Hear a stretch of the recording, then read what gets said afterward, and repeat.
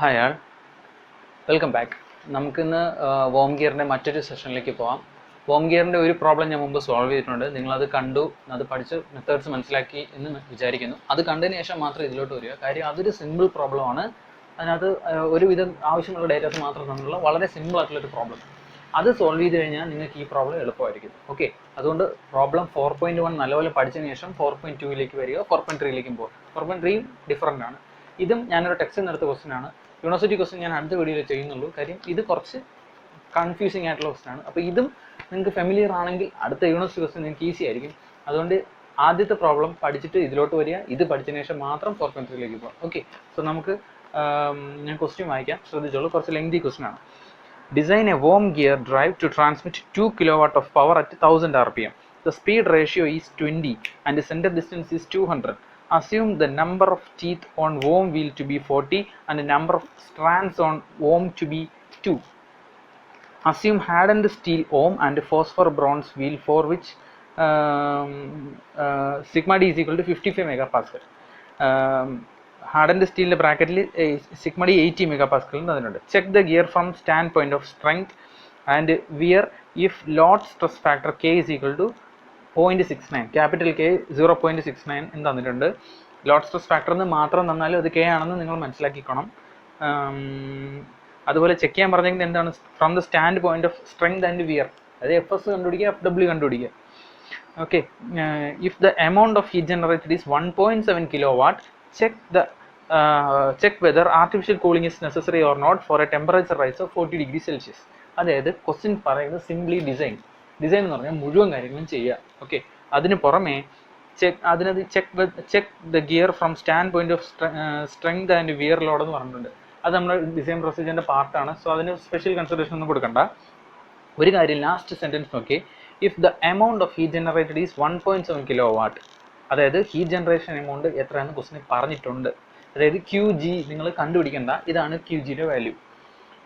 Check whether artificial cooling is required or not, അതായത് artificial cooling വേണോ വേണ്ടേ, അതായത് ക്യൂ ജി ആണോ ക്യൂ ഡി ആണോ വലുതെന്ന് കണ്ടുപിടിക്കുക. For a temperature rise of 40 degree Celsius, temperature rise തന്നിട്ടുണ്ട്. സോ ഇങ്ങനെ വരുമ്പോൾ എങ്ങനെ സോൾവ് ചെയ്യണം എന്നുള്ളത് നോക്കാം. തുടക്കത്തിലെ കാര്യങ്ങളൊക്കെ സെയിം ആയിരിക്കും, അവസാനത്തോട്ട് വരുമ്പോഴാണ് കളി മാറാൻ പോകുന്നത്. അതുപോലെ നമ്പർ ഓഫ് സ്ട്രാൻഡ്സ് 2 ആണ് എന്നുള്ള കാര്യം മാത്രമേ ഉള്ളൂ. വേറെ സെൻറ്റർ ഡിസ്റ്റൻസ് തന്നിട്ടുമുണ്ട്. വലിയ കൺഫ്യൂസിങ് ആയിട്ടുള്ള ഒരു കാര്യവും ഇതിനകത്തില്ല. ലാസ്റ്റ് സ്റ്റെപ്പ് മാത്രം, ലാസ്റ്റ് 2 സ്റ്റെപ്പിൽ മാത്രമേ ഉള്ളൂ കഴിഞ്ഞ പ്രോബ്ലത്തിനെക്കാട്ടിലുള്ള വേരിയേഷൻസ്. ഒക്കെയൊക്കെ ഏകദേശം സെയിം തന്നെയാണ്. ഓക്കെ, സോ നമുക്ക് പ്രോബ്ലം കിട്ടിക്കഴിഞ്ഞാൽ എന്ത് ചെയ്യണം, ഗിവൺ ഡേറ്റാസ് എഴുതാം. ഓക്കെ,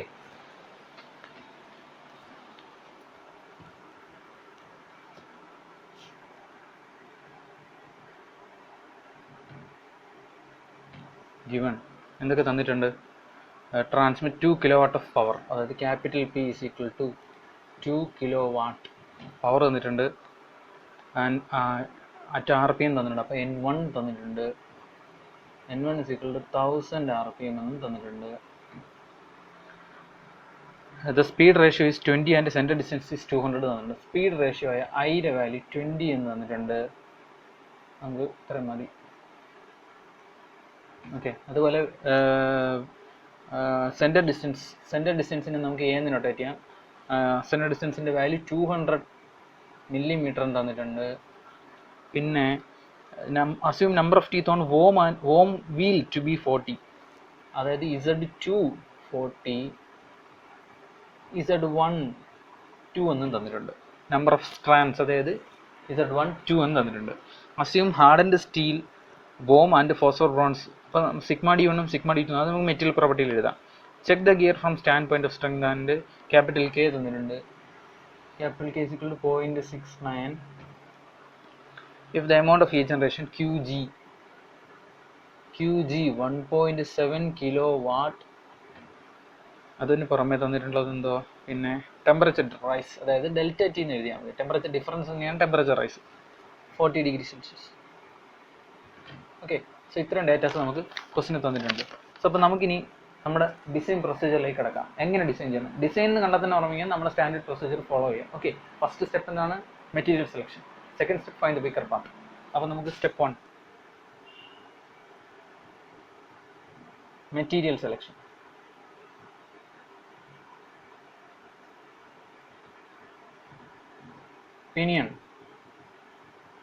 പിനിയൻ്റെ മെറ്റീരിയൽ എന്തുവാണ് ക്വസ്റ്റിന് പറഞ്ഞേക്കുന്നത്, പിന്നീട് മെറ്റീരിയൽ ക്വസ്റ്റിന് പറഞ്ഞിട്ടുണ്ട് ഹാർഡൻഡ് സ്റ്റീൽ. ഹാർഡൻഡ് സ്റ്റീൽ വിത്ത് ഡിസൈൻ സ്ട്രെസ് എത്ര? Sigma d1 is equal to ഇവിടെ സിഗ്മ d1 80 MPa. ഞാൻ പറഞ്ഞിട്ടുണ്ട് ഈ വാല്യൂവിൻ്റെ ആവശ്യം നമുക്ക് വരുന്നില്ല, കാര്യം എപ്പോഴും നമുക്ക് വോം വീലായിരിക്കും വീക്കർ പാർട്ട്, അതുകൊണ്ട് നമുക്ക് ആദ്യം രണ്ടാമത്തെ വാല്യൂസ് മാത്രം മതി. പിനിയൻ, അടുത്ത ഗിയർ, അത് പിനിയൻ എന്ന് പറഞ്ഞാൽ വോം, ഗിയർ എന്ന് പറഞ്ഞാൽ warm wheel. Phosphor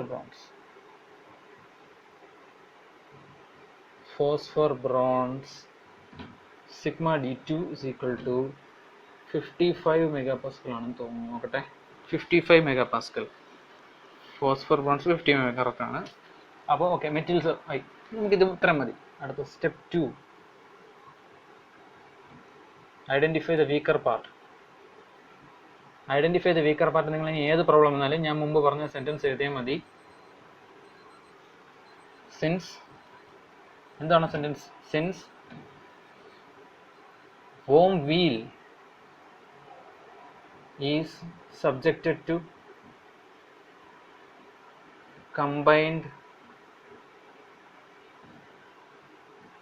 rotation and sliding action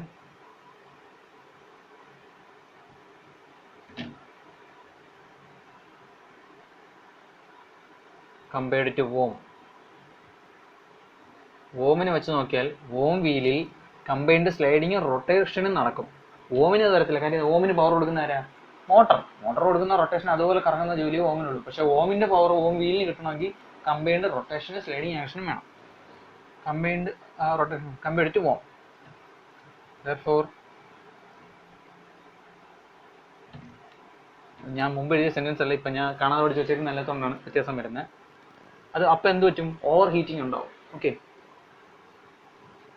നിങ്ങൾ മുമ്പത്തെ പ്രോബ്ലം ആയിട്ട് നോക്കുക, സെൻറ്റൻസിൽ ഗ്രാമാറ്റിക്കൽ ഡിഫറൻസസ് വരും. It results in over heating and leads to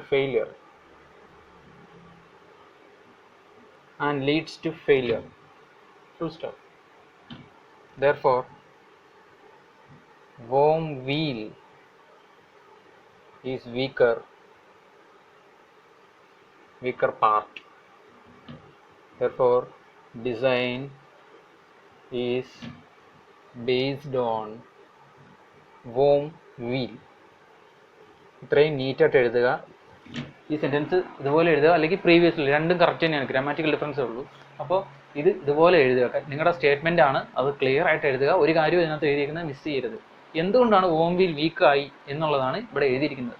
warm wheel വീക്കായതിൻ്റെ കാരണം എന്തെന്ന് നമ്മൾ ക്ലിയർ ആയിട്ട് എഴുതണം. അത് നമ്മൾ ഇക്വേഷൻസ് ഒന്നും യൂസ് ചെയ്യുന്നില്ലല്ലോ. അപ്പോൾ പിന്നെ ഈ സിമ്പിളായിട്ടുള്ള കാര്യം ഇതുപോലെ എഴുതി വയ്ക്കുക. ഓക്കെ, അടുത്ത സ്റ്റെപ്പ് 3.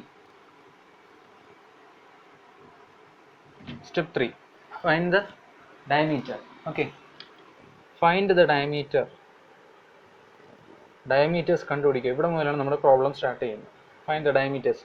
ഡയമീറ്റർ ആയ D1 D2 കണ്ടുപിടിക്കുക. ഓക്കെ, ഡയമീറ്റർ കണ്ടുപിടിക്കാൻ ഞാൻ പറഞ്ഞു സെൻട്രൽ ഡിസ്റ്റൻസ് അറിയാമോ അറിഞ്ഞൂടെ എന്ന് നോക്കുക. എന്തായാലും നമുക്ക് ആദ്യം ഡയമീറ്ററിൻ്റെ ഇക്വേഷൻ എടുക്കാം. ഡയമീറ്ററിൻ്റെ ഇക്വേഷൻ എടുത്ത് പേജ് നമ്പർ 289 എടുത്ത്. 289 അല്ല 290 ആണ്.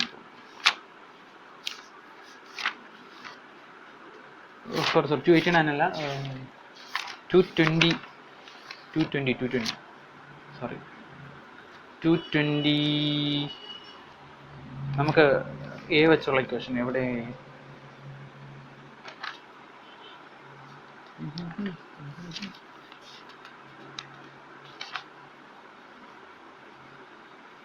ഈ പേജ് നമ്പർ 223 എടുക്കുക. സോ പേജ് നമ്പർ 223 എടുക്കുക. അവിടെ നമുക്ക് D1 is equal to a raised to 0.875 divided by 1.46 എന്നുള്ള ഇക്വേഷൻ ഉണ്ട്. Page number 223 equation 12.51a. So ആ ഇക്വേഷൻ അതുപോലെ എഴുതുക. D1 is equal to a raised to 0.875 divided by 1.466 എന്നാണ് നമ്മുടെ ഇക്വേഷൻ അല്ലേ? അത് തന്നെയല്ലേ? ആണ്, 1.466 എന്നാണ്. അപ്പോൾ നമുക്ക് എ മാത്രം പറഞ്ഞാൽ D1 കിട്ടും. ക്വസ്റ്റ്യനിൽ എ തന്നിട്ടുണ്ടെന്ന് നോക്കുക. സെൻറ്റർ ഡിസ്റ്റൻസ് തന്നിട്ടുണ്ട് 200 മില്ലിമീറ്റർ തന്നിട്ടുണ്ട്. അപ്പോൾ നമുക്ക് കഴിഞ്ഞ പ്രോബ്ലത്തിൽ തന്നിട്ടില്ലായിരുന്നു, നമ്മൾ പിന്നെ കണ്ടുപിടിക്കുകയായിരുന്നു. ഈ പ്രോബ്ലത്തിൽ എ തന്നിട്ടുണ്ട്. അപ്പോൾ തന്നിട്ടുള്ള പ്രോബ്ലം ആണെങ്കിൽ ചുമ്മാ ഇട്ട് കൊടുത്താൽ മതി. ഇസ് ഈക്വൽ ടു എയുടെ value 200 raise to 0.875 the whole divided by 1.466. Okay, അപ്പോൾ ഇതല്ലേ നമ്മുടെ ഇക്വേഷൻ. ഇതിൻ്റെ വാല്യൂ സോൾവ് ചെയ്യുമ്പോൾ കിട്ടുന്നത് D1 വാല്യൂ കിട്ടുന്നത് 70.35 എന്ന് കിട്ടും. 70.35 മില്ലിമീറ്റർ. ഞാൻ പറഞ്ഞു നമ്മുടെ ഇത് സ്റ്റാൻഡേർഡ് ചെയ്യാൻ ടേബിളോ ചാർട്ടോ ഒന്നുമില്ല. അപ്പോൾ നമ്മളിതിനെ മൾട്ടിപ്പിൾ 5 റൗണ്ട് ചെയ്താൽ മതി. ഒരു കുറച്ച് ഹയർ വാല്യൂ ആണ്ടാണ് 10 20 ഒക്കെ ആണെങ്കിൽ നമുക്ക് ഈവൻ നമ്പർ എടുത്താൽ മതിയായിരുന്നു. 70 കഴിഞ്ഞ് വരുന്ന ഹയർ വാല്യൂ 75 മില്ലിമീറ്റർ. ഇങ്ങനെ എഴുതണ്ട, സ്റ്റാൻഡേർഡ് ഡയമീറ്റർ, സ്റ്റാൻഡേർഡ് വാല്യൂ എന്ന് എഴുതിയാലും മതി. Okay, 75 millimetre. അപ്പോൾ നമുക്ക് D1 കിട്ടി. D1 കിട്ടിക്കഴിഞ്ഞാൽ D2 കണ്ടുപിടിക്കാം. D2 കണ്ടുപിടിക്കാനുള്ള ഇക്വേഷൻ ഏതാണ്? Centre distance A is equal to D1 plus D2 by 2. A അറിയാം 200, D1 അറിയാം 75. അപ്പോൾ നമുക്ക് ഓമറ്റിട്ട് എഴുതാം 200 is equal to 75 plus D2 divided by 2. Therefore D2 is equal to, D2ൻ്റെ വാല്യൂ കിട്ടുന്നത് 325 എന്ന് കിട്ടും. 325 മില്ലിമീറ്റർ എന്ന് കിട്ടും. ഓക്കെ, അപ്പോൾ നമുക്ക് D1 കിട്ടി, D2 കിട്ടി. സ്റ്റെപ്പ് 3 കഴിഞ്ഞു. അടുത്ത നമുക്ക് എന്ത് എഴുതാം? സ്റ്റെപ്പ് 4 എഴുതാം. Step 4, find the module. Module കണ്ടുപിടിക്കാൻ നമുക്ക് ഒരു ഇക്വേഷൻ ഉള്ളതെന്ന് പറഞ്ഞ് ചെക്ക് ചെയ്യാനുള്ള ഇക്വേഷൻ ഒന്നുമില്ല. ഇക്വേഷൻ എന്ന് പറഞ്ഞാൽ FT is equal to sigma D CV BY M എന്നാണ് നമ്മുടെ ഇക്വേഷൻ. ഓക്കെ, ഇതിനകത്ത് നമുക്ക് ഇക്വേഷൻ എവിടെയുണ്ട്? ഇക്വേഷൻ ഡേറ്റാ ബുക്കിലുണ്ട്. നമ്മൾ ഡയമീറ്റർ കണ്ടുപിടിച്ച സെയിം പേജിൽ തന്നെ ഉണ്ട്. ഡയമീറ്റർ കണ്ടുപിടിച്ച പേജ് നമ്പർ 223 വീണ്ടും എടുക്കുക. താഴെ കിടപ്പുണ്ട് equation. FT is equal to equation 12.53A. ആ ഇക്വേഷൻ എഴുതിയിട്ടുണ്ട് FT is equal to sigma D CV BY M. ഓരോ അൺനോൺസ് എഴുതി ഇനി കണ്ടുപിടിക്കുക. ഓക്കെ, നമുക്ക് അതിൽ നിന്ന് M കണ്ടുപിടിച്ച് നമ്മുടെ ആൻസറായി. നമുക്ക് അങ്ങനെ തന്നെ എഴുതാം. M is equal to എന്താണ്? FT ഇവിടെ എഴുതാം.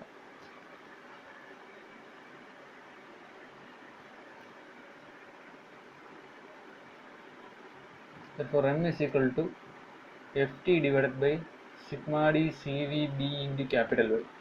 ഓക്കെ, അപ്പോൾ നമുക്ക് ഇതിനകത്തുള്ള ഒന്നും അറിഞ്ഞുകൂടാ. ഇതാണ് നമ്മുടെ മൊഡ്യൂൾ ഇക്വേഷൻ. FT ഇതിനെ റീഅറേഞ്ച് ചെയ്ത് അപ്പോൾ ഓരോന്നായിട്ട് കണ്ടുപിടിക്കുക. FT ലാസ്റ്റ് കണ്ടുപിടിച്ചാൽ മതി, കാര്യം അത് വെലോസിറ്റി ഒക്കെ വേണം. സോ ആദ്യം നമുക്ക് കിട്ടിക്കഴിഞ്ഞാൽ വെലോസിറ്റി കണ്ടുപിടിക്കാം. Velocity is equal to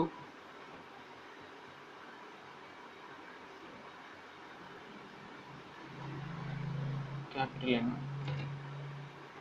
pi into small d1 എത്ര? 75 into N1 RPM 1 എത്ര? N1 1000 by 60. അപ്പോൾ വെലോസിറ്റി കിട്ടും. വെലോസിറ്റിയുടെ വാല്യൂ കിട്ടുന്നത് പൈ D2 N2 ആണ് എടുത്തത്. സോറി, രണ്ടായിരിക്കും കേട്ടോ. D1 by D2 I obey ചെയ്യത്തില്ല. സോ നമുക്ക് D1 എടുക്കേണ്ട D2 ആണ് എടുക്കണം. ഞാൻ സോറി വിട്ടുപോയി. ഡിസൈൻ ബേസ്ഡ് ഓൺ ഗിയർ അല്ലേ.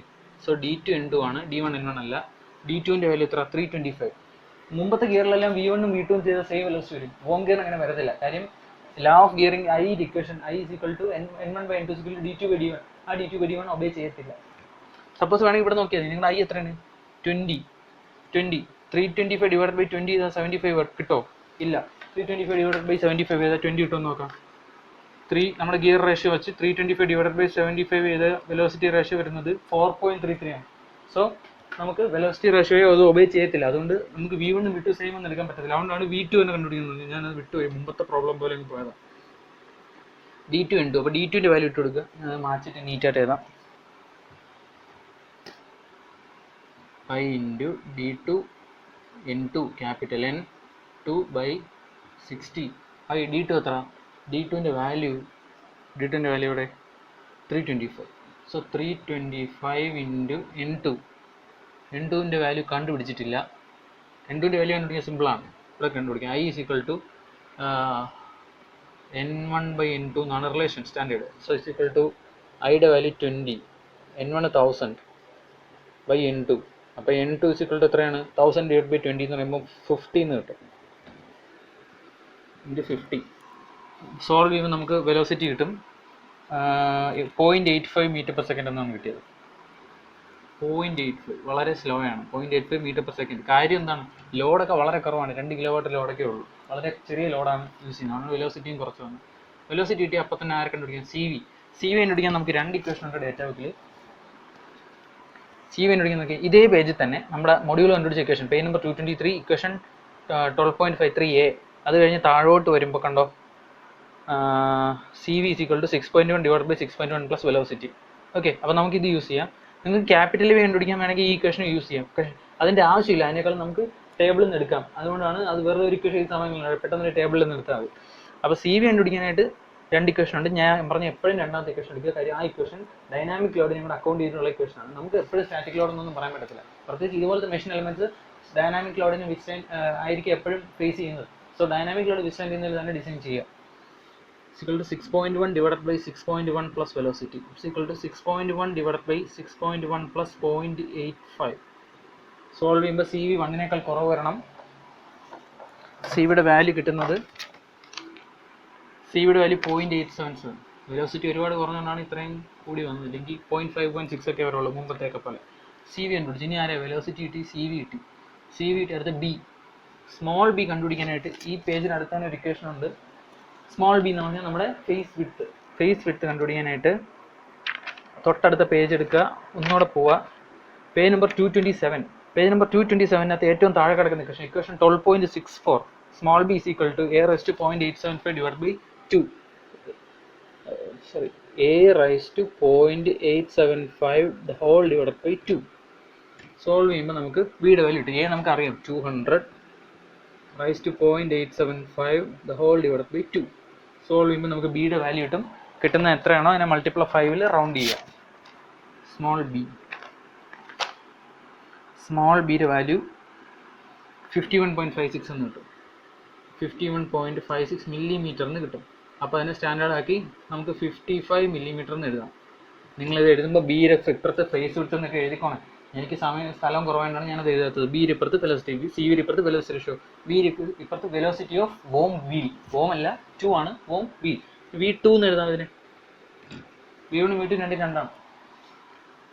സോ ബി സി വി കിട്ടി, സി വി കിട്ടി, ബി കിട്ടി. ഇനി ആരും വേണ്ടേ? ഇനി വൈയും കൂടെ കിട്ടിയാൽ നമുക്ക് മൊഡ്യൂളായി. അപ്പോൾ സ്മോൾ വൈ കണ്ടുപിടിക്കണം.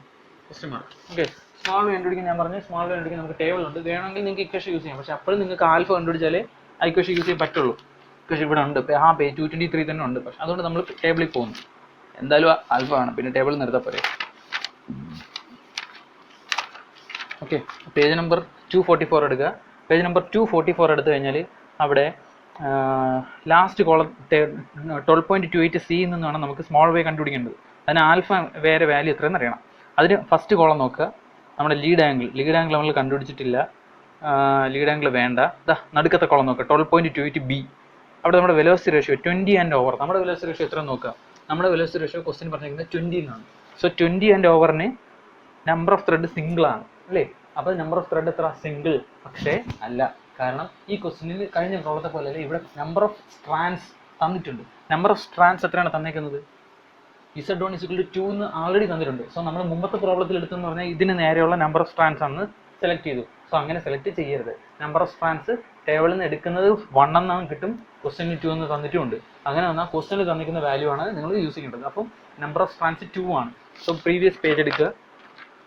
പ്രീവിയസ് പേജ് അല്ലെങ്കിൽ നിങ്ങൾക്ക് ഈ പേജ് യൂസ് ചെയ്യാം. പക്ഷേ ഈ പേജിനകത്ത് ഇത് ഫെമിലിയർ ആവണം. കാര്യം ഇതിനകത്ത് ഈ ഇക്വേഷനൊക്കെ നമുക്ക് ഇനി ആവശ്യം വരും, ഫേസ് ലെങ്ത്. അതുകൊണ്ടാണ് ഈ പേജ് തന്നെ എടുക്കാൻ പറയുന്നത്.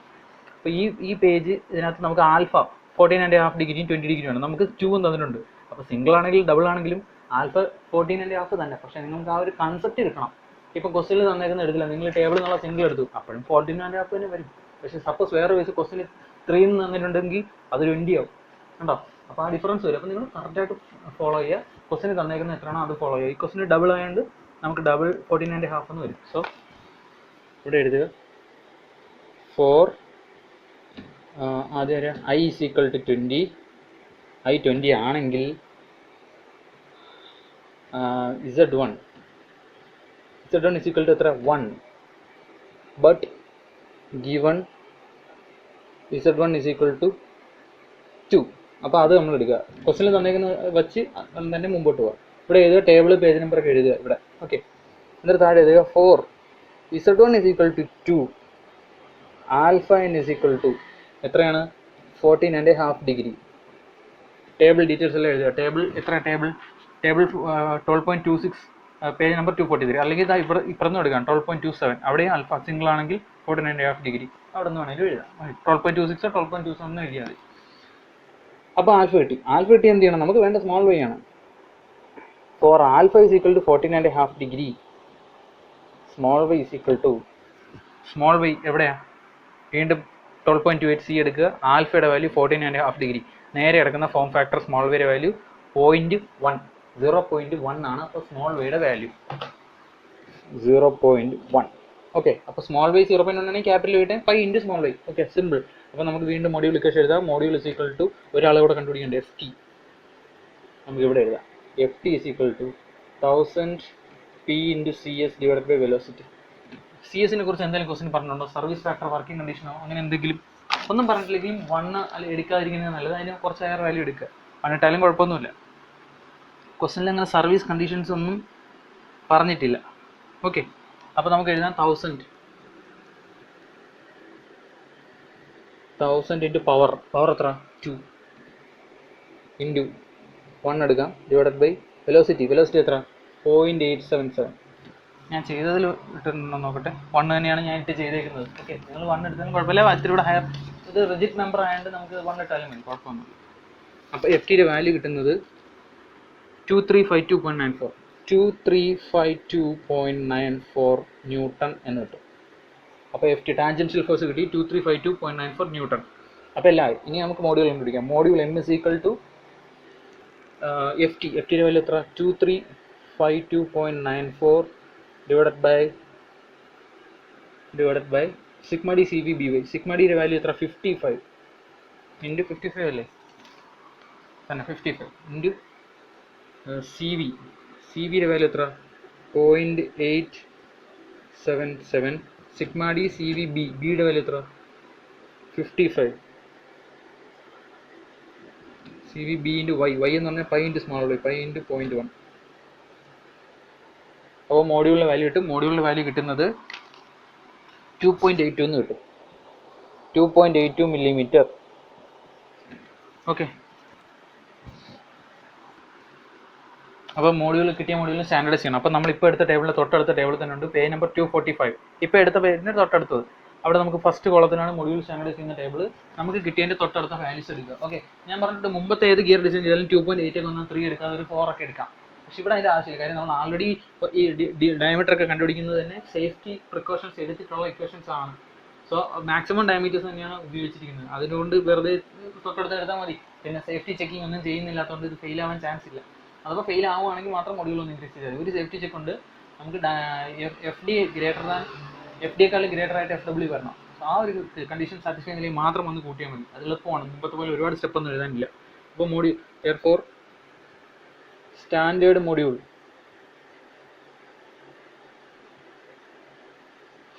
മോഡ്യൂൾ ഇസ് ഈക്വൽ ടു നോക്കുക ടേബിൾ 2.5 കഴിഞ്ഞാൽ 3 ആണ്. അപ്പോൾ നമുക്ക് 3 മില്ലിമീറ്റർ എന്ന് എഴുതാം മോഡ്യൂൾ.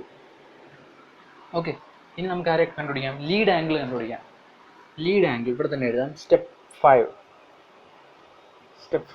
Lead angle gamma. ബ്രാക്കറ്റിൽ ഗാമ കണ്ടുപിടിക്കാനായിട്ട് ഇക്വേഷൻ ഉണ്ട്. അപ്പം നമ്മുടെ ഫസ്റ്റ് തുടക്കത്തിലെ പേജ് 221. സോ പേജ് നമ്പർ 221 എടുക്കുക. അവിടെ താഴത്തെ ഇക്വേഷൻ 12.46 ആ ഇക്വേഷനകത്ത് എഴുതാൻ d2 = ലാസ്റ്റ് എടുക്കുക. അല്ല, ഗാമയുള്ള ഒരു ഇക്വേഷൻ അതല്ല, മുകളിലത്തെ ഇക്വേഷൻ 12.46 h എടുത്താൽ മതി കേട്ടോ. 12.46 h എടുത്തു കഴിഞ്ഞാൽ d1 = Z1m2/tan ഗാമ. ഓക്കെ, ഈ ഇക്വേഷൻ വേണമെങ്കിലും എടുക്കാം നടുക്കത്തെ, പക്ഷേ പിച്ചൊക്കെ അറിഞ്ഞിരിക്കണം. അതുകൊണ്ടാണ് ഇത് എടുക്കുന്നത് കേട്ടോ. നമ്മളെല്ലാം ബേസ് ഓൺ 2 അല്ലേ ചെയ്യുന്നത്. പിന്നെ എന്തിനാ ഗിയറിൻ്റെ എടുക്കാതെ പിനിയേണ്ടത് എടുക്കുന്നതെന്ന് വേണമെങ്കിൽ ചോദിക്കാം. അതിനകത്തുള്ളതെല്ലാം നമുക്ക് അറിയാവുന്നത് തന്നെ, രണ്ട് ചെയ്താലും സെയിം തന്നെ വരും. പിന്നെ ഇതിനകത്താണെങ്കിൽ ഇനി പിച്ചൊക്കെ കണ്ടുപിടിക്കണം, അതിൻ്റെ ആവശ്യമില്ല. ഉള്ളത് വെച്ച് ചെയ്യാവുന്നതാണെങ്കിൽ 12.46 h ആണ് സ്യൂട്ടബിൾ. സോ 12.46 h എടുക്കുക. ഫസ്റ്റും ലാസ്റ്റ് എടുത്തു. d1 = Z1m2/tan gamma. Z1m2/tan gamma. Okay, ഇതിൽ നിന്ന് ഗാമ കണ്ടുപിടിക്കാം. ഗാമ = tan ഇൻവേഴ്സ് Z1m2/d1 എന്ന് കിട്ടും. അപ്പോൾ Z1ൻ്റെ വാല്യൂ എത്ര? 2. m2ൻ്റെ വാല്യൂ എത്ര? 3. d1ൻ്റെ വാല്യൂ എത്ര? d1 75. സോൾവ് ചെയ്യുമ്പോൾ ഗാമ കിട്ടും. വളരെ ചെറിയ ആംഗിളാണ് ഗാമ. ഗാമയുടെ വാല്യൂ കിട്ടുന്നത് ഗാമ 4.57 കിട്ടും. 4.57 ഡിഗ്രി. അപ്പോൾ ഗാമയുടെ വാല്യൂ കിട്ടി 4.57 ഡിഗ്രി എന്ന് കിട്ടി. അപ്പോൾ ഇനി അടുത്ത സ്റ്റെപ്പ് 5 കഴിഞ്ഞ് സ്റ്റെപ്പ് 6. സ്റ്റെപ്പ് 6 ആരാണ്? Dynamic strength.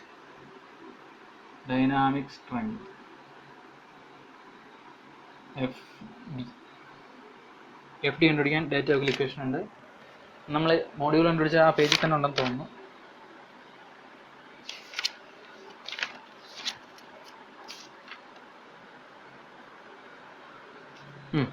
നമ്മൾ മോഡ്യൂൾ കണ്ടുപിടിക്കാൻ എടുത്ത അതേ പേജിൽ തന്നെ ഉണ്ട്. 223 താഴെ വന്നു കഴിഞ്ഞാൽ F S is equal to, അതാണ് ലെഫ്റ്റ് സൈഡ് ചെയ്തിട്ടുണ്ട്, dynamic strength of gears, equation 12.54.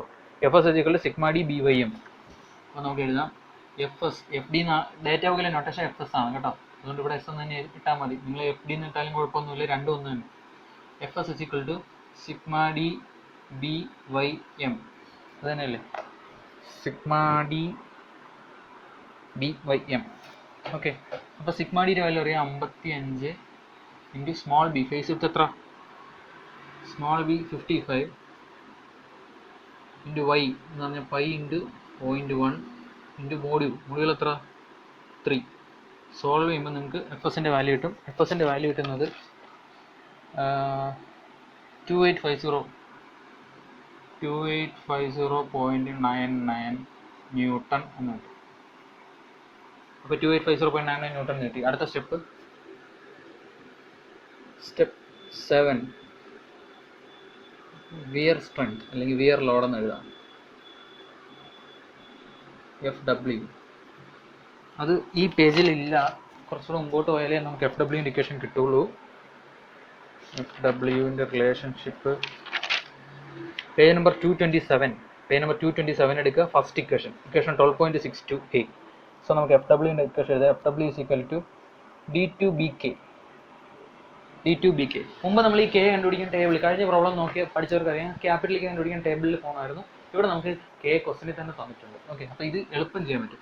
Equal to d2 എത്രയാണ്? 325 ഇൻറ്റു ബി എത്ര?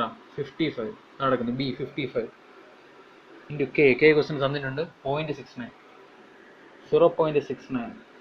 അപ്പോൾ എഫ് ഡബ്ല്യു കിട്ടും. എഫ് ഡബ്ല്യുവിൻ്റെ വാല്യൂ കിട്ടുന്നത് 12333 എന്ന് കിട്ടും. 12333.75 ന്യൂട്ടൺ എന്ന് കിട്ടും. കണ്ടോ, ഈ 2000 ഉള്ളത് 12000 ഉണ്ട്. So therefore FW is greater than FD. Therefore design is safe against wear. So wearനെ വിറ്റ്സ്റ്റാൻഡ് ചെയ്യാൻ ഈ ഗിയറിന് പറ്റും. സോ സ്റ്റെപ്പ് 8 ആയി. അടുത്ത സ്റ്റെപ്പ് 9 ആയി. 10 സ്റ്റെപ്പ്. എഫിഷ്യൻസിയാണ് അടുത്ത സ്റ്റെപ്പ്. എഫിഷ്യൻസി അല്ലേ തന്നല്ലോ, എവിടെയോ ഒരു സ്റ്റെപ്പ് കൂടിപ്പോയോ? 7 സാർ. 7 തന്നെ. 8 9 അല്ലേ, 8 ആണ്. Sorry 8 efficiency. സോ എഫിഷ്യൻസി കണ്ടുപിടിക്കാൻ നമുക്ക് 2 ഇക്വേഷൻ ഉണ്ടെന്ന് പറഞ്ഞ് നിങ്ങൾക്ക് ഇഷ്ടമുള്ള ക്വസ്റ്റ്യനിൽ വോം ഡ്രൈവ്സ് ഓം വീൽ എന്നോ വോം വീൽ ഡ്രൈവ്സ് ഓം എന്നോ ഒന്നും പറഞ്ഞിട്ടില്ല. സോ നിങ്ങൾക്ക് വോം ഡ്രൈവ്സ് ഓം വീൽ തന്നെ എടുത്താൽ മതി, അല്ലെന്നുണ്ടെങ്കിൽ ബാർസ് ഇക്വേഷൻ എടുത്താൽ മതി. സോ അത് നിങ്ങളുടെ ചോയ്സ്, നിങ്ങൾക്ക് ഏത് വേണമെന്നുള്ളത് നിങ്ങൾ തീരുമാനിക്കുക. ഞാനിപ്പോൾ ഏതെങ്കിലും ഒരെണ്ണം ചെയ്യുന്നുള്ളൂ. ഏതാ ചെയ്തെന്ന് നോക്കട്ടെ. ഞാൻ യൂസ് ചെയ്തേക്കുന്നത് തീറ്റ ഉള്ളത് തന്നെ. ഞാൻ 2 കണ്ടുപിടിച്ചിട്ടുണ്ട്. ബാർസ് ഇക്വേഷൻ കണ്ടുപിടിച്ചിട്ടുണ്ട്, 2 ചെയ്യാം. ഓക്കെ. എഫിഷ്യൻസിയുടെ പേജ് എടുത്ത് നമ്മളിപ്പോൾ എടുത്ത പേജിൻ്റെ അടുത്തുള്ള തന്നെ പേജ് നമ്പർ 227 ആണ് ഇപ്പം ഇക്വേഷൻസിൻ്റെ അടുത്ത്. 225 എടുക്കുക. പേജ് നമ്പർ 225-നകത്ത് എഫിഷ്യൻസിക്ക് 3 ഇക്വേഷൻ കൊടുത്തിട്ടുണ്ട്. ആദ്യത്തത് വോം ഡ്രൈവ്സ് ഓം വീൽ, രണ്ടാമത്തെ വോം വീൽ ഡ്രൈവ്സ് ഓം, മൂന്നാമത്തെ ബാർസ് ഫോർമുല. ഇതിൽ ഒന്നാമത്തെയോ, അതായത് 12.57 ബിയോ 12.57 ഡിയോ ഉപയോഗിക്കാം. 12.57 സി വേണ്ട. ഓക്കെ. അപ്പോൾ ബിയോ ഡിയോ ഏതാണെന്ന് വെച്ചാൽ നിങ്ങളെ ചോയ്സ് പോലെ ഉപയോഗിക്കുക. ഞാൻ 2 യൂസ് ചെയ്യാം. ആദ്യത്തെ equation efficiency is equal to cos theta minus mu tan gamma the whole divided by cos theta minus mu cot gamma. ഒന്നുകിൽ ഈ ഇക്വേഷൻ ഉപയോഗിക്കാം, അല്ലെങ്കിൽ ഇതിൻ്റെ താഴത്തെ ഇക്വേഷൻ യൂസ് ചെയ്യും. ഓക്കെ, ആദ്യത്തെ ഇക്വേഷൻ ഇതിനകത്ത് ഏത് കണ്ടുണ്ട്? തീറ്റയും മ്യൂവും ഗാമയും. ഗാമ അറിയാം, അപ്പോൾ തീറ്റയും കണ്ടുപിടിക്കണം, മ്യൂവും കണ്ടുപിടിക്കണം. സോ ആദ്യം തീറ്റ കണ്ടുപിടിക്കും. തീറ്റ കണ്ടുപിടിക്കാൻ ഇതിന് തൊട്ട് ലെഫ്റ്റ് സൈഡിലുള്ള പേജിൽ തന്നെ തീറ്റ കണ്ടുപിടിക്കാൻ ഇക്വേഷൻ കിടപ്പുണ്ട്. പേജ് നമ്പർ 224 കണ്ടോ? Tan theta is equal to tan alpha cos gamma. Tan theta is equal to tan alpha cos gamma. അപ്പോൾ ആൽഫയും ഗാമ അറിയാം, അപ്പോൾ തീറ്റ കിട്ടും. സോ തീറ്റയുടെ value theta is equal to tan inverse tan alpha. ആൽഫയുടെ വാല്യൂ എത്ര? 14.5 ആണ്. Into cos gamma. ഗാമ എത്ര? 4 something ആണ് ഗാമ. 4.57 ആണ്. ഓക്കെ, അപ്പോൾ നമുക്ക് തീറ്റയുടെ വാല്യൂ കിട്ടും. തീറ്റയുടെ വാല്യൂ കിട്ടുന്നത്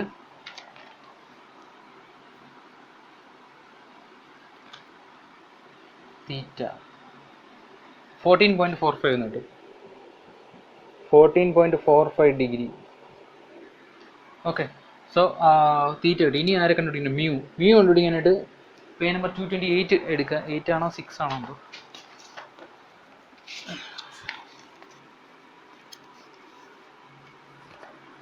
പേജ് നമ്പർ 226 എടുക്കുക. പേജ് നമ്പർ 226 എടുക്കുക. അതിനകത്ത് ഇക്വേഷൻ 12.60a. അതിനകത്ത് മ്യൂവിൻ്റെ ഒരു ഇക്വേഷൻ ഉണ്ട്. അതിന് VR കണ്ടുപിടിക്കണം ആദ്യം. അതിൻ്റെ വേണം മ്യൂവിൻ്റെ ഏത് ഇക്വേഷൻ അത് ചൂസ് ചെയ്യുക. അപ്പോൾ 2 ഇക്വേഷൻ കിടപ്പുണ്ട് മ്യൂവിന്. അപ്പോൾ താഴെ നിന്ന് VR കണ്ടുപിടിച്ചിട്ട് അതിൻ്റെ വാല്യൂ അനുസരിച്ച് വേണം മ്യൂ ചൂസ് ചെയ്യാനായിട്ട്. ഓക്കെ, 1-2 സ്റ്റുഡൻസ് ചോദിച്ചു ഇവിടെ VR ഇട്ടിട്ടില്ലല്ലോ, അത് ഡേറ്റ ബുക്കിൽ മിസ്സായതാണ് കേട്ടോ. ഇത് VR ആണ്. VRൻ്റെ റേഞ്ചിനനുസരിച്ച് വേണം ഇത് ചൂസ് ചെയ്യാം. വിക്ക് അനുസരിച്ച് ചൂസ് ചെയ്യരുത്. ഇപ്പോൾ സപ്പോസ് നമ്മൾ V 0.877 ആണ്. അതുകൊണ്ട് ഫസ്റ്റ് ഇക്വേഷൻ ആണെന്ന് വിചാരിക്കരുത്. VR കണ്ടുപിടിക്കുക. ഓക്കെ, വിയേക്കാളിലും റബ്ബിംഗ് വെലോസിറ്റി കൂടുതലായിരിക്കും. അത് ബേസ് ചെയ്ത് വേണം ചൂസ് ചെയ്യാം. സോ ആദ്യം നമുക്ക് മ്യൂവിൻ്റെ ഇക്വേഷൻ കണ്ടുപിടിക്കുന്നതിന് ഇവിടെ സൈഡ് VR കണ്ടുപിടിക്കാം. VR ഇസിക്കൽ ടു ഡേറ്റ ബുക്കിൽ ഇക്വേഷൻ പൈ d1 സ്മോൾ n1 ഡിവൈഡ് ബൈ 1 അല്ലേ 1 തന്നെ ഡിവൈഡ് ബൈ 1000 കോസ് ഗാമ എന്നാണ്. ഓക്കെ, അങ്ങനെ തന്നെ ഇട്ടോ. അല്ലെന്നുണ്ടെങ്കിൽ ക്യാപിറ്റൽ N1 ഡിവൈഡ് ബൈ 60 എന്ന് ഇടുക. സോ ഞാൻ അങ്ങനെ ഇടുവാണ്. അല്ലെങ്കിൽ N1 ഇനി പ്രത്യേകം കണ്ടുപിടിക്കണം. ഇതിൻ്റെ ആവശ്യമൊന്നുമില്ല. നമ്മൾ ക്യാപിറ്റൽ N1 ഒന്ന് കൊടുത്താൽ മതി. ഇവിടെ ക്യാപിറ്റൽ N1 കൊടുത്തിട്ട് ഇവിടെ അടിയിൽ 1000 ഇടേണ്ടത്, അടിയിൽ 60 ഇട്ടാൽ നമുക്ക് അത് മീറ്റർ യൂണിറ്റ് അഡ്ജസ്റ്റ് ചെയ്താൽ മതി. ഇങ്ങനെ ചെയ്ത് കഴിഞ്ഞാൽ നിങ്ങൾക്ക് മില്ലിമീറ്റർ കിട്ടും. നേരത്തെ കിടന്ന മീറ്റർ കിട്ടും. നിങ്ങൾ അഡ്ജസ്റ്റ് ചെയ്തപ്പോൾ so is equal to pi into d1. d1ൻ്റെ വാല്യൂ എത്ര? 75 ഇൻറ്റു N1. N1ൻ്റെ value 1000 divided by 60 cos gamma. ഗാമയുടെ വാല്യൂ 4.57. ഓക്കെ, സോ ഇതിൻ്റെ ആൻസർ കിട്ടുന്നത് VR റബ്ബിംഗ് വെലോസിറ്റി 3.939 കിട്ടും. 3.939 മീറ്റർ പെർ സെക്കൻഡ് എന്ന് കിട്ടും. 3.3939 കിട്ടും. അതിന് മില്ലിമീറ്റർ പെർ സെക്കൻഡ് ആണ്. അതിനെ മീറ്ററിലോട്ട് മാറ്റാൻ 3 ഡെസിമൽസ് ഇപ്പുറത്തോട്ട് മാറ്റി. അപ്പോൾ 3.939 മീറ്റർ പെർ സെക്കൻഡ് എന്ന് കിട്ടി. അപ്പോൾ അതിന് ബേസ് ചെയ്ത് വേണം നമുക്ക് VRൻ്റെ ഇക്വേഷൻ ചൂസ് ചെയ്യാൻ. VRൻ്റെ ഇക്വേഷൻ്റെ ടേബിൾ ഒന്നുകൂടെ എടുത്ത് VRന് 2 ഇക്വേഷൻ ഉണ്ട് കണ്ടോ. 12.56Aയിലും 12.56Bയും ഉണ്ട്. ഇതിൽ ആരാണ് നോക്കിയത്? വെലോസിറ്റി 0.2നും 2.7നും ഇടയ്ക്കാണെങ്കിൽ ഫസ്റ്റ് ഇക്വേഷൻ. നമുക്ക് 3.9 ഉണ്ട്. അപ്പോൾ രണ്ടാമത്തെ ഇക്വേഷൻ നോക്കിയാൽ 2.75 ഗ്രേറ്റർ ആണെങ്കിൽ രണ്ടാമത്തെ ഇക്വേഷൻ. നമുക്ക് 2.75 ഗ്രേറ്റർ ആണ്, 3.9 ആണ്. സോ രണ്ടാമത്തെ equation 0.25 plus 0.25 plus 3.281 divided by 1000 into VR. Okay, so നമുക്ക് സബ്സ്റ്റിറ്റ്യൂട്ട് ചെയ്ത് കൊടുക്കാം. 0.25 plus 3.28 divided by 1000 into VR. എത്ര? 3.939. അപ്പോൾ നമുക്ക് മ്യൂവിൻ്റെ വാല്യൂ കിട്ടും. മ്യൂ എന്തായാലും 1നേക്കാൾ ചെറുതാണെന്ന് അറിയാമല്ലോ കോഎഫിഷ്യന്റ് ഓഫ് ഫ്രിക്ഷൻ. സോ ചെയ്തെന്നാൽ ഇപ്പോൾ നിങ്ങൾക്ക് എന്തെങ്കിലും മിസ്റ്റേക്ക് വന്നാൽ തന്നെ മനസ്സിലാക്കാം. 1നേക്കാൾ കുറവ് കിട്ടണം. കാൽക്കുലേറ്ററിലൊക്കെ ചെയ്യുമ്പോൾ മിസ്റ്റേക്സ് വരും. എനിക്കൊക്കെ ധാരാളം വരാറുണ്ട്. Coefficient of friction 0.0379.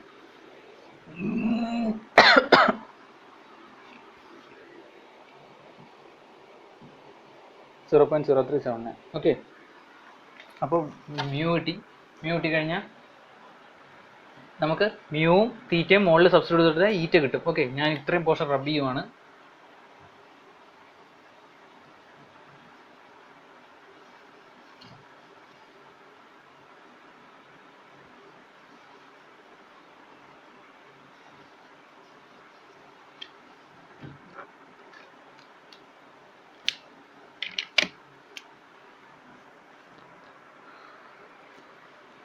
സോ അപ്പോൾ ഇനി ആരെ കണ്ടുപിടിക്കണ്ടേ? Efficiency. Efficiency eta is equal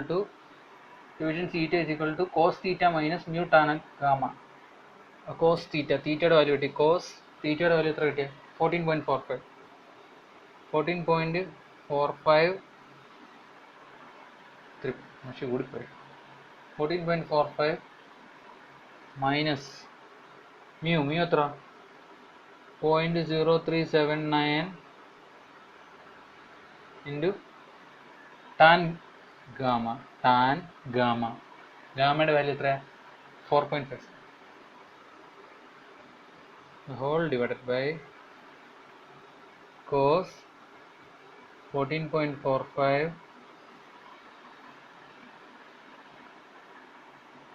minus 0.0379 into cot gamma. Cot 4.57. Okay, calculator ചെയ്യുമ്പോൾ നിങ്ങൾക്ക് ഇവിടെ കോസ് അല്ല കോട്ടാണ്. കോട്ട് ഇവിടെ ചെയ്യുമ്പോൾ കോട്ട് വരും. 1/tan ഒക്കെ എടുക്കണം. ബുദ്ധിമുട്ടാണെങ്കിൽ അല്ല, കോട്ട് ചെയ്യാൻ ബുദ്ധിമുട്ടാണെങ്കിൽ 1/tan ഇട്ട് ചെയ്താൽ മതി. അതാണ് ഞാൻ ഉദ്ദേശിക്കുന്നത്. കോട്ട എടുക്കുന്നതിന് ബുദ്ധിമുട്ടുണ്ടെങ്കിൽ 1/tan കൊടുത്താൽ മതി. അല്ലെങ്കിൽ നിങ്ങൾ കോട്ട് സെപ്പറേറ്റ് കണ്ടുപിടിച്ചിട്ട് കൊണ്ടുവന്ന് ഇടണം. ഇത് ആദ്യമേ ഇതിൻ്റെ വാല്യൂ മാത്രം കണ്ടുപിടിച്ചിട്ട് ഇട്ടാലും മതി. അവിടെ ചെല്ലുമ്പോൾ നിങ്ങൾ ചിലർ ഈ MS കാൽക്കുലേറ്റർ യൂസ് ചെയ്യും. ഡിസൈൻ ഓഫ് ബേസിക് എലമെന്റ്സിന് ഏറ്റവും സ്യൂട്ടബിൾ ES കാൽക്കുലേറ്റർ ആണ്. അത് ഒരുപാട് ഹെൽപ്ഫുൾ ആണ്. MS കാൽക്കുലേറ്റർ യൂസ് ചെയ്യുന്നവർക്ക് ബ്രാക്കറ്റ് ഇടുന്നതിലേക്ക് കൺഫ്യൂഷൻ വരാൻ ചാൻസ് ഉണ്ട്. നിങ്ങൾ സ്കിൽഫുൾ ആണ്, നിങ്ങൾ കോൺഫിഡൻ്റ് ആണെങ്കിൽ നിങ്ങൾ യൂസ് ചെയ്തോളൂ. ഞാൻ റെക്കമെൻഡ് ചെയ്തിട്ടില്ല. കഴിവത് ES കാൽക്കുലേറ്റർ യൂസ് ചെയ്യും. ഓക്കെ, അറ്റ്ലീസ്റ്റ് എക്സാം സമയത്തെങ്കിലും ജൂനിയേഴ്സിൻ്റെ ഒന്നോ മറ്റോ വാങ്ങിച്ചെങ്കിലും യൂസ് ചെയ്യും. അപ്പോൾ നമുക്ക് എഫിഷ്യൻസി കിട്ടും. എഫിഷ്യൻസി കിട്ടുന്നത്, എഫിഷ്യൻസിയുടെ വാല്യൂ ഈ ഇക്വേഷൻ ചെയ്ത് കഴിഞ്ഞാൽ 65.02 എന്ന് വരും.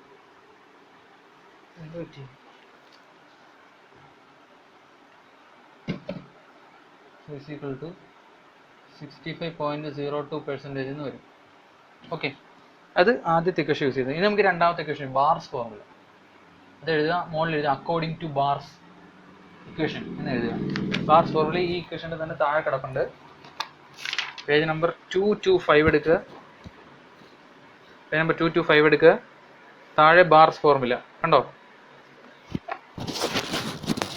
സോ ബാർസ് ഫോർമുല നോക്കാം. Eta is equal to tan gamma into 1 minus mu tan gamma ഇടപാട് തീർന്നു പോകുന്നു whole divided by mu plus tan gamma. നോക്കട്ടെ ഇവിടെ നിർത്താം. ഈക്വൽ ടു, അപ്പോൾ ഇതിനകത്തുള്ള എല്ലാ കാര്യവും നമുക്ക് ആൾറെഡി അറിയാം. tan gamma, ഗാമയുടെ value 4.57 into 1 minus mu 0.0379 into tan gamma 4.57 the whole divided by mu 0.0379 plus tan 4.57. അപ്പോൾ നമുക്ക് ഈറ്റയുടെ വാല്യൂ കിട്ടും. ഈറ്റയുടെ വാല്യൂ ഇവിടെ ഇത് ഈ ക്വസ്റ്റൻ ഫോളോ ചെയ്യുമ്പോൾ കിട്ടുന്ന ഈറ്റയുടെ വാല്യൂ 67.61 എന്ന് കിട്ടും. കണ്ടോ? ഈ ക്വസ്റ്റൻ 65 കിട്ടി, 67 കിട്ടും. രണ്ടിലേതെങ്കിലും ഒന്ന് എഴുതിയാൽ മതി. ഞാൻ നിങ്ങൾക്ക് രണ്ടിലും കൺഫ്യൂഷൻ ഉണ്ടാവുമായിരിക്കും, രണ്ടും എഴുതി എന്നേ ഉള്ളൂ. രണ്ട് എഴുതിയാലും അടുത്തടുത്തുള്ള വാല്യൂസ് തന്നെ കിട്ടും. ഓക്കെ, നിങ്ങൾക്ക് ഇഷ്ടമുള്ളത് എഴുതുക.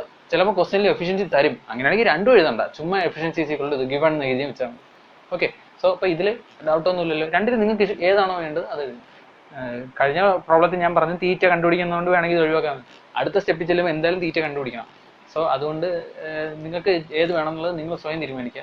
ഇന്നത് എഴുതിയെന്ന് ഞാൻ പറയുന്നില്ല. ഓക്കെ, അടുത്തത് ഇപ്പോൾ സ്റ്റെപ്പ് എത്രയായി? 8. അപ്പോൾ സ്റ്റെപ്പ് 9. സ്റ്റെപ്പ് 9 ആരാണ്? Heat generator. സോറി, ക്യാമറ ഇടയ്ക്ക് കുറച്ച് നേരം വർക്കായില്ല. ഓക്കെ, അപ്പോൾ നമുക്ക് അടുത്ത സ്റ്റെപ്പ് 9.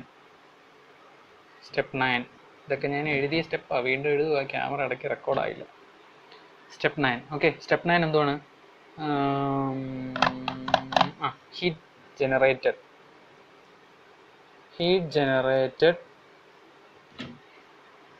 QG. QGയുടെ ഇക്വേഷൻ ഒന്നും എഴുതേണ്ട കാര്യം എന്താ, ക്വസ്റ്റിന് ക്യൂ ജി തന്നിട്ടുണ്ട്. എത്ര ഹീറ്റ് ജനറേറ്റഡ് എന്ന് ക്വസ്റ്റിന് പറഞ്ഞിട്ടുണ്ട്. Q G 1.7 kilo watt. So അത് ചുമ്മാ എഴുതി വെച്ചാൽ മതി. Q G is equal to 1.7 kilo watt. ബ്രാക്കറ്റിൽ എഴുതുക ഗിവൺ. Okay, step 9. അടുത്ത step 10. Heat dissipated Q D. Q D കണ്ടുപിടിക്കാൻ നമുക്ക് 2 ഇക്വേഷൻ ഉണ്ട്, ഞാൻ നേരത്തെ പറഞ്ഞിട്ടുണ്ട്. പേജ് എടുക്കാം, പേജ് നമ്പർ 227 എടുക്കാം. ഹീറ്റ് ജനറേറ്റഡ് കണ്ടുപിടിക്കാൻ 2 ഇക്വേഷൻ ഉണ്ട്, ആദ്യത്തത് രണ്ടാമത്തതും. ഞാൻ പറഞ്ഞ ടെമ്പറേച്ചർ ഡിഫറൻസിനെ കുറിച്ച് ക്വസ്റ്റൻ പറഞ്ഞിട്ടുണ്ടെങ്കിൽ എപ്പോഴും രണ്ടാമത്തെ ഇക്വേഷൻ യൂസ് ചെയ്യുക. ഇത് രണ്ടും യൂസ് ചെയ്യുന്ന കേസസ് ഉണ്ട്, നമുക്ക് പിന്നെ നോക്കാം. ഈ 2 ഇക്വേഷൻ വെച്ചും ക്യൂ ജിയുടെ ഇക്വേഷൻ 2 ഉപയോഗിച്ച് ചെയ്യണം, അതൊക്കെ വരാം. ഓക്കെ, അത് വിട്, നമുക്ക് നോക്കാം അത്. അപ്പോൾ ഹീറ്റ് ജനറേറ്റഡ് കണ്ടുപിടിക്കാനായിട്ട്, ഹീറ്റ് ഡെസിപ്പേറ്റഡ് കണ്ടുപിടിക്കാനായിട്ട് നമുക്ക് ഈ കേസിൽ രണ്ടാമത്തെ ഇക്വേഷൻ വേണം യൂസ് ചെയ്യാൻ. കാര്യം ഡെൽറ്റ ടി പറഞ്ഞിട്ടുണ്ട്, അതുകൊണ്ട് നമുക്ക് രണ്ടാമത്തെ ഇക്വേഷൻ യൂസ് ചെയ്യണം. നമുക്ക് ഇക്വേഷൻ എഴുതാം. Q dissipated is equal to 0.407 divided by 10⁻³ into Ag plus Aw into T2 minus T1 അല്ലേ. ഇതിനകത്ത് T2 minus T1 ആണ് ചേഞ്ച് ഇൻ ടെമ്പറേച്ചർ അല്ലെങ്കിൽ റൈസ് ഇൻ ടെമ്പറേച്ചർ എന്ന് പറയുന്നത്. അതാണ് ഡെൽറ്റ ടി ക്വസ്റ്റിന് തന്നിട്ടുണ്ട് 40. അപ്പോൾ Ag Aw മാത്രം കണ്ടുപിടിച്ചാൽ മതി, ആൻസർ കിട്ടും. Ag Aw കണ്ടുപിടിക്കുക. ഈ ക്വസ്റ്റിന് തൊട്ട് താഴെ തന്നെ ഈ ക്വസ്റ്റൻ ചെയ്തിട്ടുണ്ട്. Ag എന്ന് പറഞ്ഞു കഴിഞ്ഞാൽ, Ag എന്ന് പറഞ്ഞാൽ ഏരിയ ഓഫ് ഗിയർ, Aw എന്ന് പറഞ്ഞാൽ ഏരിയ ഓഫ് വോം.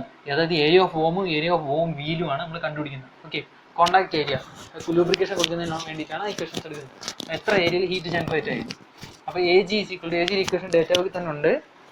ഈ ക്വസ്റ്റൻ നമ്മുടെ ഇക്വേഷൻ തൊട്ട് താഴെ കിടപ്പുണ്ട്. Ag is equal to π/4 d2². π/4 d2². Awന്റെ ഇക്വേഷൻ ഉണ്ട്, Lw into d1. Okay, so ആദ്യത്തെ π/4 d2² എന്ന് പറഞ്ഞാൽ π/4 ഇൻറ്റു 325 ആണെന്ന് തോന്നുന്നു d2². π/4 325² സോൾവ് ചെയ്യുമ്പോൾ കിട്ടും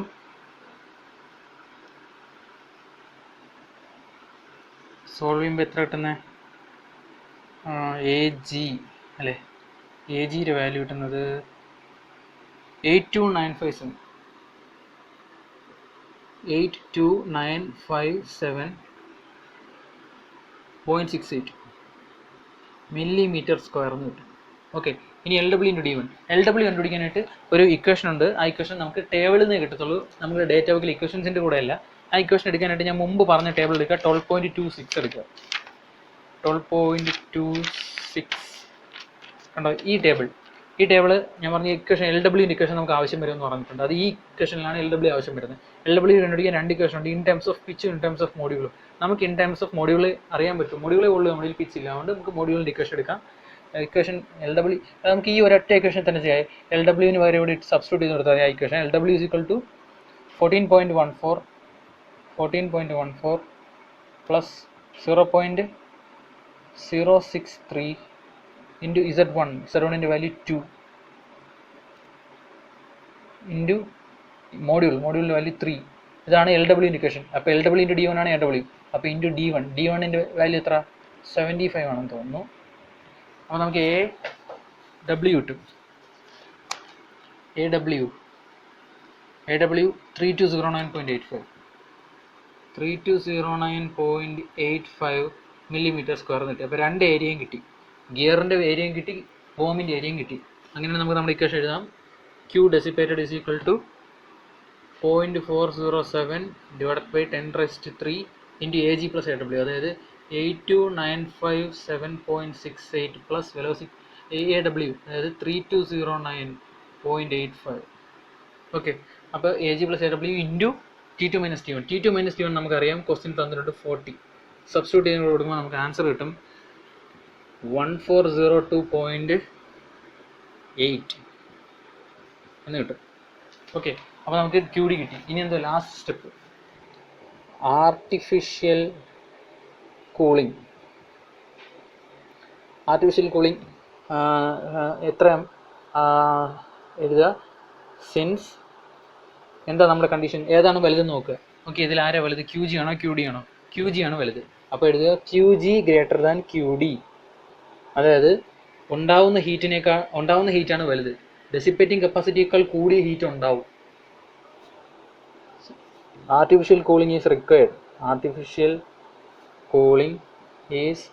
റിക്വയർഡ്. അതായത് നോർമൽ ഹീറ്റിംഗ് ഹീറ്റ് ഡെസിപ്പേഷൻ കപ്പാസിറ്റിയേക്കാൾ കൂടുതൽ ഹീറ്റ് ഈ സിസ്റ്റം ഉണ്ടാക്കും. അപ്പോൾ നമുക്ക് ആർട്ടിഫിഷ്യൽ ഒരു കൂളിംഗ് സിസ്റ്റം കൊടുത്ത് തന്നെ തണുപ്പിക്കണം. അപ്പോൾ എത്ര എമൗണ്ടിന് തണുപ്പിക്കണം അതാണ് കണ്ടുപിടിക്കാൻ പോകുന്നത്. Therefore, amount of artificial cooling required Q is equal to QG minus QD എന്നാണ്. അപ്പോൾ Q is equal to QG minus QD. QGയുടെ വാല്യൂ ജനറേറ്റഡ് 1.7 കിലോവാട്ട്, അതായത് 1700 വാട്ട്സ് മൈനസ് 1402.8 വാട്ട്സ്. സോൾവ് ചെയ്യുമ്പോൾ 297.2 എന്ന് കിട്ടും. 297.2 യൂണിറ്റ് വാട്ട്സ്. സോ ഇത്രയും ഹീറ്റിനെ തണുപ്പിക്കാനായിട്ട് നമ്മളൊരു കൂളിംഗ് സെറ്റപ്പ് കൊടുക്കണം. ഓക്കെ, ഏതെങ്കിലും ഒരു ലൂബ്രിക്കേഷൻ സിസ്റ്റം കൊടുത്ത് തണുപ്പിക്കണം. അപ്പോൾ ഇത്രയാണ് നമ്മുടെ പ്രോബ്ലം. അപ്പോൾ ഈ ക്വസ്റ്റ്യന് മുമ്പത്തെ ക്വസ്റ്റ്യൻ നമ്മളുടെ വ്യത്യാസം നിങ്ങൾക്ക് മനസ്സിലായെന്ന് ഞാൻ വിശ്വസിക്കുന്നു. ഈ രണ്ട് പ്രോബ്ലം പഠിച്ചു കഴിഞ്ഞാൽ അടുത്ത പ്രോബ്ലം നിങ്ങൾക്ക് സ്വന്തമായിട്ട് ചെയ്യാം. അടുത്ത പ്രോബ്ലം കേരള യൂണിവേഴ്സിറ്റി ചോദിച്ചിട്ടുള്ള ഒരു ക്വസ്റ്റ്യൻ ആണ്. കേരള ടെക്നോളജിക്കൽ യൂണിവേഴ്സിറ്റി ഇതുവരെയും വോം ഗിയർ എന്നൊരു ക്വസ്റ്റ്യൻ ചോദിച്ചിട്ടില്ല. കേരള യൂണിവേഴ്സിറ്റി ചോദിച്ചിട്ടുണ്ട്. ആ ക്വസ്റ്റ്യനാണ് നമ്മൾ അടുത്ത ക്ലാസ്സിൽ സോൾവ് ചെയ്യുന്നത്. കഴിവതും നിങ്ങൾ ഇത് രണ്ട് പ്രോബ്ലം വർക്കൗട്ട് ചെയ്തതിനു ശേഷം ആ പ്രോബ്ലം നിങ്ങൾ സ്വന്തമായിട്ട് ചെയ്യണം. ആ പ്രോബ്ലം നിങ്ങൾ സ്വന്തമായിട്ട് ചെയ്ത് കഴിഞ്ഞാൽ നിങ്ങൾക്ക് എവിടെയൊക്കെ തെറ്റുകൾ വരുന്നുണ്ട്, അതായത് ഒരു ട്വിസ്റ്റുള്ള പ്രോബ്ലം വന്നാൽ എങ്ങനെ സോൾവ് ചെയ്യാം, അത് എങ്ങനെ സ്വന്തം ലോജിക്കിൽ അത് എത്ര വരെ മുമ്പോട്ട് പോകാൻ പറ്റും എന്നൊക്കെ നിങ്ങൾക്ക് സ്വയം മനസ്സിലാക്കാൻ പറ്റും. അല്ലെങ്കിൽ നിങ്ങൾ എൻ്റെ വീഡിയോ ഡയറക്റ്റ് കണ്ടു പഠിച്ചാലും മതി. നിങ്ങൾ സ്വയം ട്രൈ ചെയ്താൽ അത്രയും ബെറ്റർ. ഓക്കെ, അതിനുശേഷം എൻ്റെ വീഡിയോ ആൻസേഴ്സ് കമ്പയർ ചെയ്താലും മതി. നിങ്ങളുടെ ചോയ്സ് പോലെ ചെയ്യുക. അപ്പോൾ ഈ രണ്ട് ക്വസ്റ്റ്യനും പഠിച്ച് അടുത്ത ക്വസ്റ്റ്യൻ കൂടെ പഠിച്ചു കഴിഞ്ഞാൽ നിങ്ങൾക്ക് വോമിൻ്റെ ഏത് പ്രോബ്ലം വന്നാലും സോൾവ് ചെയ്യാൻ പറ്റുമെന്ന് ഞാൻ വിശ്വസിക്കുന്നു. ഓക്കെ, അപ്പോൾ നമുക്ക് ഇന്നത്തെ വീഡിയോ വൈൻഡപ്പ് ചെയ്യാം. Thank you.